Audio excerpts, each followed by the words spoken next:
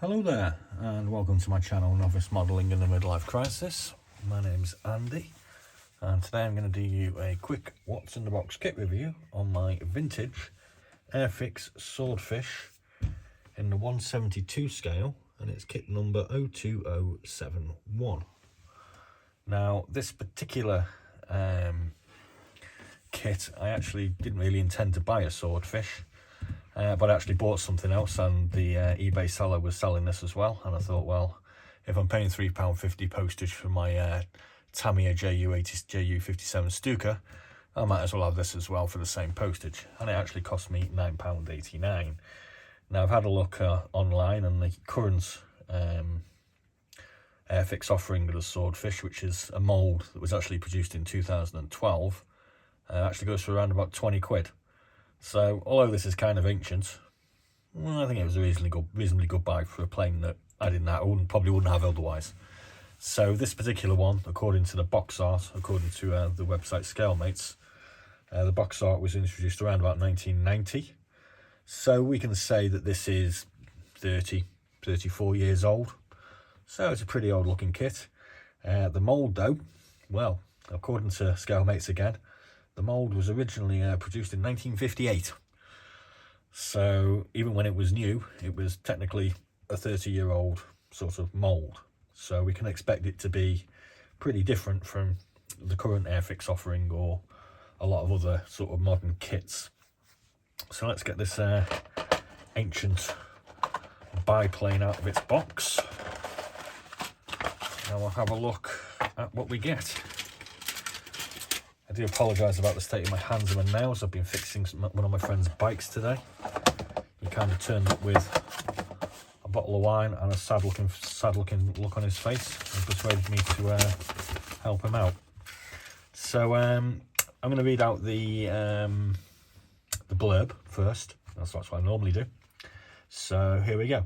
Already obsolete by 1939, the FAIREY Swordfish became one of the best known of all World War II naval aircraft.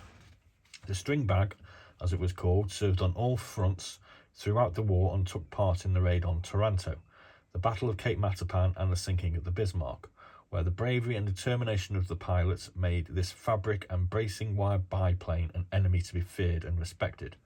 Armament consisted of 2 machine guns and either a 730-kilogram torpedo, bombs, rockets, mines or depth charges. Wingspan 13.87 metres, length 11.07 metres, maximum speed 138 miles per hour. That's pretty slow for a plane, and even I know that. I wouldn't fancy flying one of these things. So let's have a quick look at the instructions, and it's, like I say, it's a pretty basic kit, so we can expect the instructions to be pretty basic also.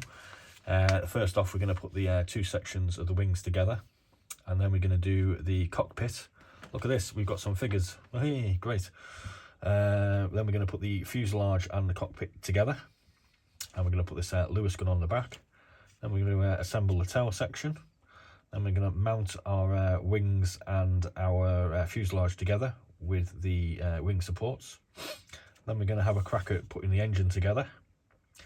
We're going to stick the engine onto the front of the fuselage, and we're going to stick our fixed undercarriage on as well. And then obviously I suppose we have a choice here. We can either go with these rockets or we can go with the torpedo. I'm not sure whether you can do both. Maybe we'll do both because we want it to be a real tough guy. And then basically you end up with the finished article, which looks something like this. And we've got some very, very basic colouring diagrams here. They are pretty basic. Generally it appears to be a sort of white aircraft, or this one's got some camouflage on it. The first one here is Fleet Air Arm Merchant Aircraft Carrier Rapana, late 1943, and Royal Navy Historic Flight RNAS Yeovilton, England, 1991. So obviously there's still, well, at the time there was still one of these flying, and this was depicted to visualise that. And we have here a Swordfish Mark 1, number 810, Naval Air Squadron, Fleet Air Arm, HMS Ark Royal, North Atlantic, May 1941. I'm pretty sure that was the Bismarck. So, there we go. let's have a look at the parts. We'll have a look at the decals first, which are just pretty standard British decals at the end of the day. You've got the 836 squadron variant, and then you've got the 810, 810 squadron variant, and you've got some common roundels as well. There you go. And now we're going to look at the parts, and here we can pretty much tell, I think, that we're looking at something that's pretty ancient, just like the aircraft was itself. What should we look at first? Let's have a look at these wings first. So the wings come in two sections, which have to be obviously stuck together. As we can probably expect, there's going to be a little bit of attention required here to get them together to fit nicely. We've got a little bit of flash and excess to remove. It's quite a hard, brittle sort of plastic. It's not very pleasant, but it was a tenner, you know? What can you get for a tenner? I can't even feed myself a McDonald's for a tenner these days. And then we get these two wings, which I think are the upper sections, and they are kind of got a bit of a sort of a kink to them. We can see the ailerons there as well. Obviously we can see this detail here, which is to indicate that it is actually fabric covered. The detail is quite basic on this, obviously. We have one section of the fuselage, and it does have some rivets on it, and it kind of looks like it might be an access panel of some sort. This is the bracing for the wings. Yeah, it looks all right. I don't see any problems with it. It'll look nice when I slap some paint on it.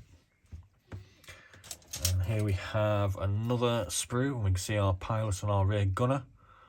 The engine obviously is sort of one piece and quite basic.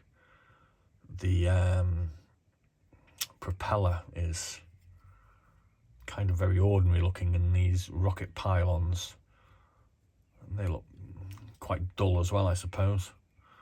But what do you expect? It's a tenner. I probably wouldn't have bought one of these, so there we go. Here we have our torpedo, which is in two parts, which we need to put together. And I'm guessing here we have our rockets, and these I'm thinking are more of the pylons to brace the two wings together. We have our tail, our wheels, we've got a seat, the rear wheel.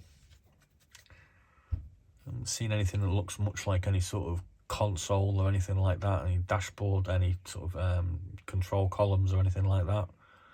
So I think we can say that the interior of the cockpit is very, very sparse.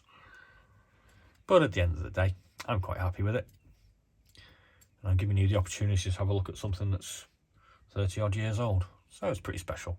I mean, it's the thing about these old vintage kits that I seem to have a bit of a thing for, is you kind of wonder how long this has been sitting in someone's drawer or been passed around from car boot sale to car boot sale, or it's been in someone's stash, and you know, it's eBayed and then it's eBayed and then it's eBayed again.